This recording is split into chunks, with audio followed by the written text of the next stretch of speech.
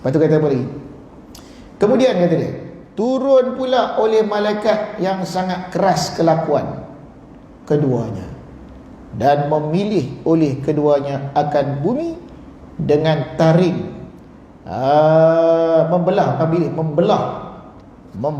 keduanya. Malaikat di bumi ni dia belah dengan taring keduanya. Ni memang ni dalam hadis sahih ni. Malaikat ni Munkar wa Nakir. Macam mana sifat diceritakan dalam hadis?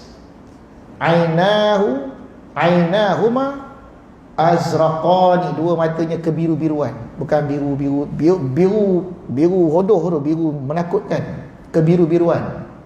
Rambut dia panjang. Walahu nabani, dia ada walahuma nabani, ada dua taring. Taring tu pula panjang sampai ke bumi. Bila dia jalan seret. Diseret. Taring tu diseret itu.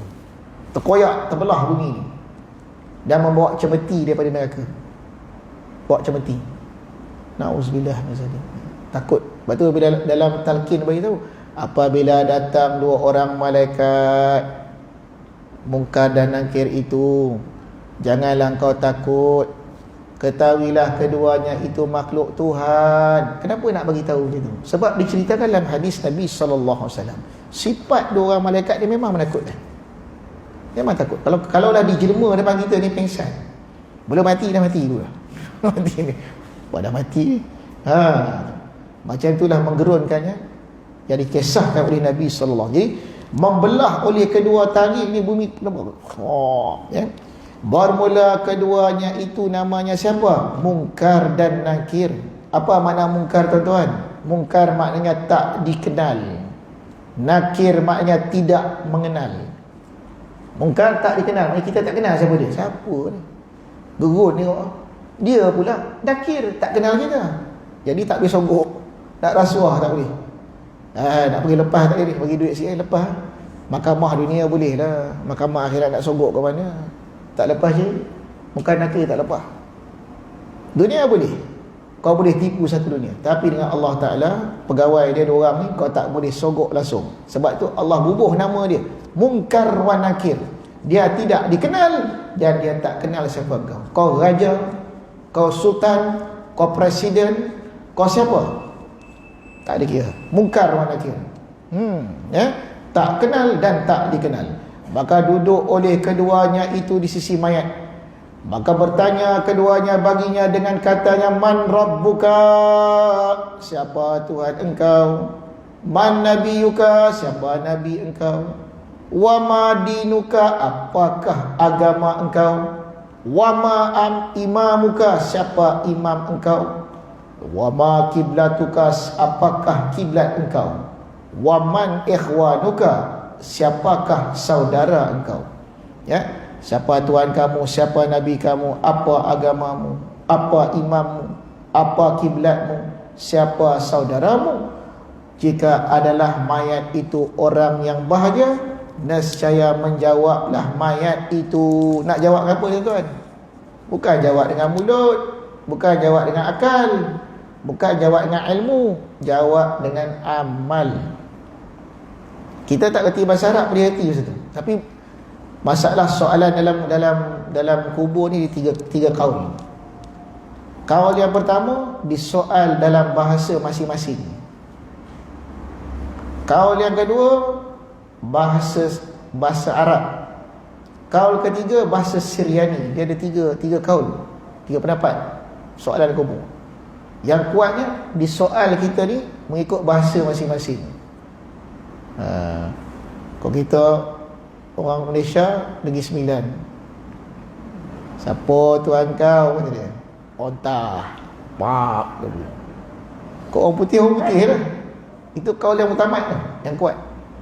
Disoal bukan dalam bahasa Arab, tapi standard kita tengok dalam talqin tu dia bubuh bahasa Arab. Tapi yang sebenarnya pendapat yang paling kuat soalan dalam kubur ni mengikut bahasa masing-masing. Jadi 5 soalan ni tidak dijawab dengan hafalan. Ada orang kita hafal Ustaz, kita hafal apa-apa, masuk kubur kita jawab. Tak boleh. Kalau boleh itu senang. Tak boleh. amal kita yang jawab. Allahu akbar. Apa jawapannya? Rabbi Allah, Nabina Muhammad sallallahu alaihi wasallam, wa dini Islam, imamil Quran, kiblatil Ka'bah, ikhwanil mu'minun wal muslimun. Artinya bermula Tuhan aku itu Allah, nabiku itu Muhammad sallallahu alaihi wasallam, agamaku tu Islam. Sebab tu dia ajar oleh Nabi. Baca ikrar, raditu billahi rabba wa bil islami dina wa bi Muhammadin nabiyina wa bi Muhammadin Mustafa sallallahu alaihi wasallam nabiyuna wa rasulina. Raditu billahi rabba, aku redha Allah Tuhanku. Raditu billahi rabba wa bi islami, dan Islam tu agamaku, wa bi Muhammadin nabiyya wa rasula, dan aku redha Muhammad itu nabi dan rasulku. Dibaca tu ikrar. Takut besok dalam kubur besok tanya tak ada jawab. Ikrar hari-hari, ikrar tanam dalam hati tu. Ni nak menjawab besok ni. Dan lagi, imamku itu Quran, tak pernah baca Quran, tak pernah ikut isi Quran, nak jawab macam mana? Dan kiblatku itu Kaabah, tak pernah solat, macam mana nak kata kiblat tu Kaabah? Saudaraku itu orang mukmin dan segala muslimun, dan berkatalah keduanya itu muka nakir bagi mayat. Kalau dah jawab, tidur olehmu. Tidur akan sebagai tidur mempelai, tidur pengantin. Masya Allah, tidurlah olehmu macam tidur pengantin. Pengantin baru tidur senyum je pengantin, macam tu. Dan buka oleh keduanya itu bagi mayat itu suatu tingkap pada hijab, sak dibuka di sisi kepala mayat, maka meneleklah mayat itu daripada tingkap tu kepada tempat duduknya dalam syurga. Allah, suruh kita tidur, lepas tu dia baring gitu. Dalam alam barzah tu dia buka pula kepada alam akhirat, macam TV. Dilihatlah tempat tinggalnya ke akhirat tu, senyum. Tak teringat bertahun-tahun dalam kubur dia, 100 tahun, 200 tahun, kiamat berlaku, tak perasan. Macam tidur. Macam kita tidur bangun-bangun, dalam mimpi tu pergi sana sini, pergi London, pergi sana, balik punyalah lama, padahal tidur sejak. Macam itulah perasaan orang yang mati, yang ahli bahagia itu, setelah berhasil dia menjawab 5 soalan daripada malaikat Munkar Nakir, disuruh tidur macam mempelai pengantin baru. Dia buka pula hijab, tengok pula tempat tinggal dia besok. Oh, seronok. Tak terasa dia, kita sini tak tahu.